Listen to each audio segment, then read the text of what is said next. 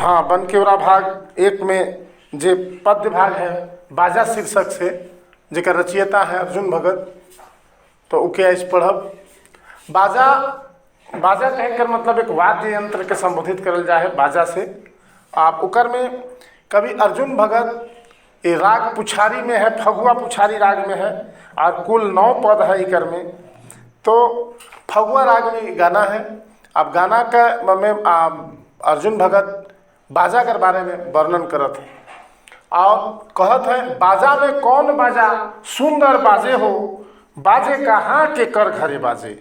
मतलब कोई बाजा बाजे थे जैसन की रचना में है, कोई बाजा बाजा थे जो बहुत सुंदर बाजा थे और कभी नहीं जाना था, कहत है केकर घरे बाजे, मतलब केकर घरे बाजे थे। आगे दूसरा पद में कवि कहत है, लागे नहीं मोके पता बाजे बाजा कहाँ केकर है के, असल बाजा है के ठीक बाजे हो, बाजे कहाँ केकर घरे बाजे। मतलब कवि के पता नहीं लागत है कि ये बाजा कहाँ बाजत है और केकर हके, असल बाजा है के मतलब असल मूल बाजा है के कहत है, और ठीक बाजे हो मतलब बढ़िया बाजत है, लेकिन बाजे कहाँ केकर घरे बाजे, मतलब केकर घर में बाजत है, ऐसा कवि कहत है। आगे कवि का कहना है, बाजे जेकर घरे जाबे सेकर गोड़ गिरे, बाजा में सुंदर बाजा बाजे हो, बाजे कहाँ केकर घरे बाजे। कवि का कहना है कि बाजा जो है जेकर घरे बाजत है उकर घरे जावे गोड़ गिरे। गोड़ गिरे मतलब उके खुशामद करे जावे। अब काले जावे बाजा में सुंदर बाजा बाजे हो, बाजा कहाँ केकर घरे बाजे, मतलब बाजा केकर घर में बाजत है और जेकर घरे बाजत है उकर घरे गोड़ गिरे जावे। ये कहानी, ये जो कहानी कहती, ये जो पद्य भाग है इके तनी आगे जात तब समझ में आवी। एखन तो कवि खाली पूछे लायक है कि केकर बाजा है के कहाँ बाजत है, बस ये पूछे लायक है। आगे कहते हैं, बाजा बाजे दोसर घरे देखू नाच सबक घरे। अब इस समझे वाला बात है कि बाजा बाजत है दोसर का घर में और नाच होत है सबक घर में। बाजा में सुहान बाजा लागे, बाजा कहाँ केकर घरे बाजे। इकर में कवि जे कहत है, आगे जो परिचर्चा कही है कुटासी बाजा कर, तो कुटासी बाजा लगभग लोहार कर घर में बाजेला और लोहार में जब फार पजाए ना कोड़ी पजाए ना तब ये बाजा बाजेला।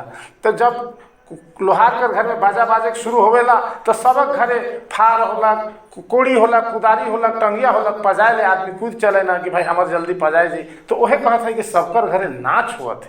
इकर से पहला पद में भी वह कहत रहे कवि कि बाजे जेकर घरे जावे सेकर गोड़ गिरे। मतलब वो जे लोहार कर घर में बाजा बाजत है, यहाँ मूल रूप से कुटासी बाजा कर वर्णन करल जाए है। और कुटासी बाजा जब बाजी तो आदमी उकर हमार के पजाए दे, हमार के चोखाए दे कह के उकर घर जावे कहे कि ई चाहत है। आगे फिर अर्जुन अपने आप के मूढ़ बताते हुए, अपने आप के अज्ञानी बताते हुए कहते हैं कि मूढ़ अर्जुन पूछे, बाजा के नहीं रुचे, नहीं के रुचे। मतलब ये बाजा जो है कुटासी बाजा वो के नहीं रुचत है।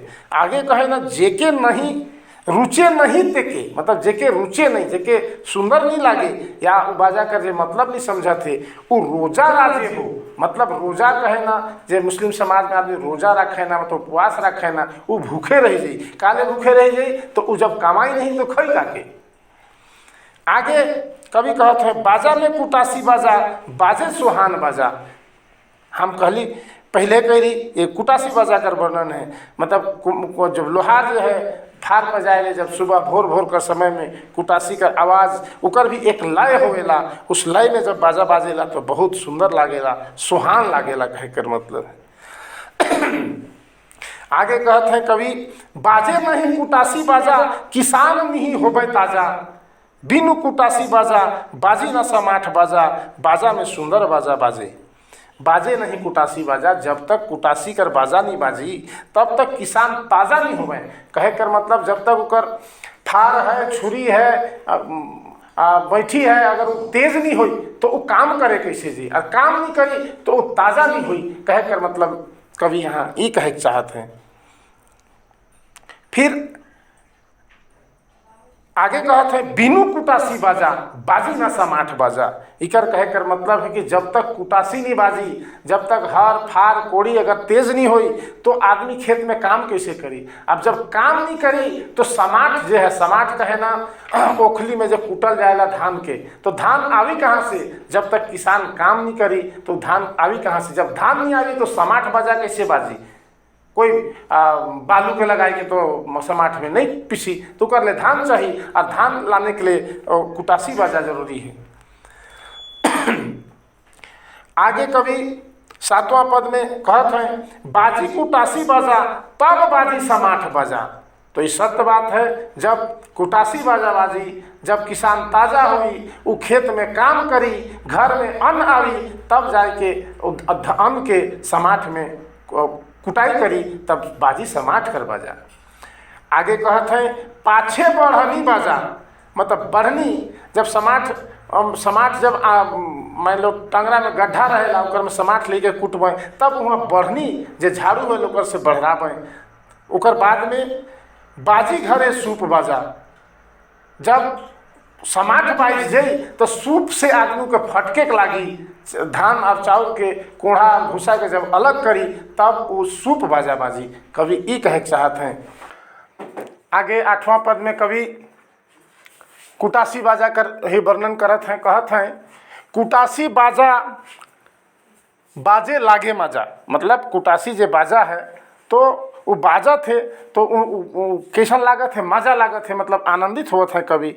बाद में समाठ बाजा, मतलब ओकर बाद में जो है से समाठ कर बाजा बाजी। आगे कुटासी बाजा पाछे समाठ बाजा। बार बार हम कहली कि जब कुटासी कर बाजा जब बाजी, धन जब आदमी किसान कमाई के लान में, तब ओकर समाठ में जब कुटाई हुई, समाठ में जब ओकर धान के कुटबे तब समाठ बाजा बाजी। ऐसा कवि कहे चाहत हैं। 9वां और अंतिम पद में फिर कवि अपने आप के अज्ञानी बताते हुए कहते हैं मूढ़ अर्जुन सोचे। मतलब मूढ़ अर्जुन जो है वो सोचत हैं, चिंतन करत हैं। का चिंतन करके का करत हैं, सुनी बाजा उठे नाचे। मतलब कुटासी बाजा जो है ओके बाजा सुन के उठ के वो आनंदित होत हैं और नाचत हैं कह कर। मतलब आगे कहत हैं बिनु लोहार नहीं, मतलब जब तक लोहार नहीं रही तब तक ढोल ढाक बाजा नहीं बाजी।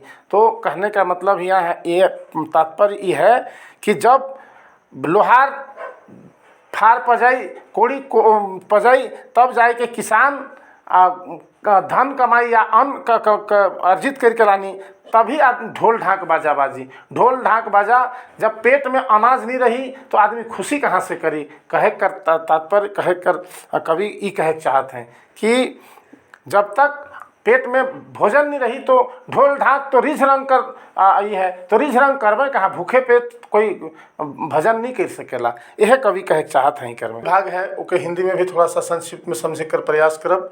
कवि अर्जुन भगत बाजा एक वाद्य यंत्र का वर्णन कर रहे हैं, और वो भी वाद्य यंत्र में यहाँ पर मूल रूप से जो प्रारंभिक बाजा है, प्रारंभिक बाजा कहने का मतलब उस बाजा के नहीं बजने से बाकी बाजा बेकार है। जब आदमी का पेट नहीं भरेगा तो कोई बाजा नहीं बजेगा।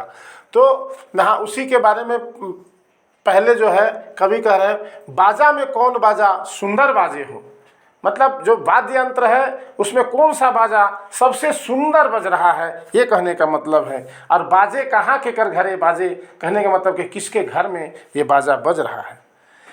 पहला पद में कवि कहते हैं लागे नहीं पता मोके बाजा बाजे कहाँ के कर हके। मतलब उनको पता नहीं लग रहा है कि यह बाजा किसके घर में बज रहा है। और असल बाजा है, कह रहे हैं असल बाजा है, ठीक बाजा है, मतलब बहुत बढ़िया बाजे हो, मतलब बहुत बढ़िया बज रहा है।